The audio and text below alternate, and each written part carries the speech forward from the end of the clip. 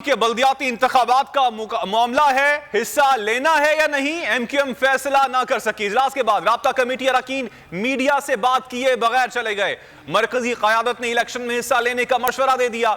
राब्ता कमेटी के बाज़ अरकान ने इंतखाबात में हिस्सा लेने से इनकार कर दिया। मुस्तफा कमाल बोले, अभी मामला तय हो रहा है, जल्द बताएंगे कल इलेक्शन में कैसे हिस्सा लें, तैयारी ही मुकम्मल नहीं है। इस हवाले से मुस्तफा कमाल का क्या कहना था, आपको दिखाते हैं। बताया कि अभी नहीं, क्या फैसले हो रहे हैं? भाई कुछ भी नहीं पता, मुझे कुछ भी नहीं पता, बात मानो। तो अभी एमक्यूएम इलेक्शन में जाएगी नहीं जाएगी ये तो बता दें। नहीं पता, एमक्यूएम डिस्कशन कर रही है, एमक्यूएम वो कर रही है, मीटिंग्स कर रही है। अभी आप लोग कहाँ जा रहे हैं, कुछ बता सकते हैं इस बारे में? यार अब हर जगह का पता है। इसी सारी सूरत हाल पर बात करने के लिए इस वक्त बोल न्यूज के नुमाइंदे अली रजा हमारे साथ मौजूद है। अली, बताइएगा अंदर की खबर क्या है? एमक्यूएम की जानिब से क्या फैसला कर लिया गया है कि बल्दियाती इंतखाबात में उन्होंने हिस्सा लेना है या फिर नहीं लेना है?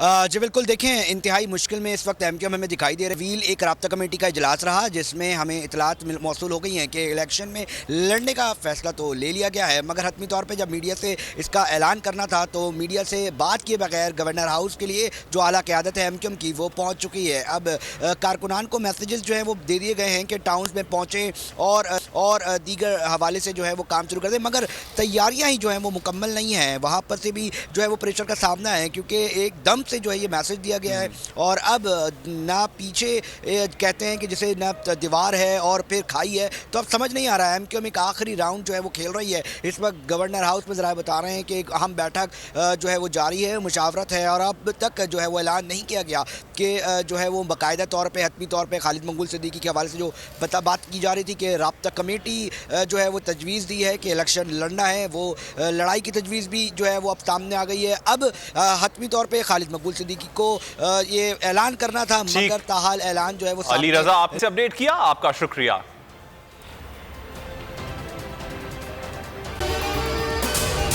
अगर आपको ये वीडियो पसंद आई तो हमारे चैनल को सब्सक्राइब करें और बेल आइकन पर क्लिक करें।